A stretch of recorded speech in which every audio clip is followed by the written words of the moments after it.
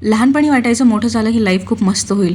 पण मोठं झाल्यावर कळतंय लाईफ म्हणजे फक्त EMI नाही तर वेकअप, वर्क रिपीटचं सबस्क्रिप्शन आहे. लहानपणी वाटायचं मोठे लोक रोज बाहेर जातात, किती मजा येत असेल ना यांना. आता कळतंय बाहेर फिरायला नाही कामाला जातात.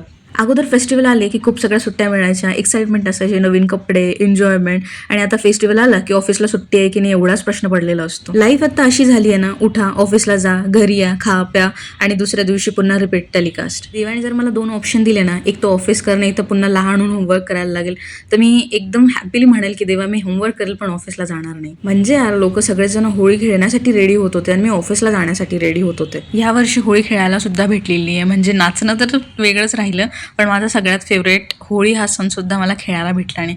म्हणजे आपल्यापेक्षा यांची लाईफ तरी किती चांगली. यांना ना कोणाची परमिशन घ्यायची असते ना काही असतं. आपलं मस्त आरामात खेळायचं, इकडे तिकडे जायचं, कोणाला विचारायचं नाही, काहीच नाही. दिवसभर ऑफिसला जाऊन सुद्धा काम संपत नाही, म्हणून आम्हाला घरी येऊन सुद्धा कॉल जॉईन करावं लागतात, कामं करावं लागतात. ते तरी बरं आहे देवानी की मला छान रूममेट्स दिले, इतकं छान जेवण बनवतात, इतकं छान बनवतात ना, मला ना बाहेरच्या जेवणाची आठवण येते ना घरच्या जेवणाची आठवण येते. किमान जेवणासाठी तरी सगळ्या गोष्टी चांगल्या आहेत.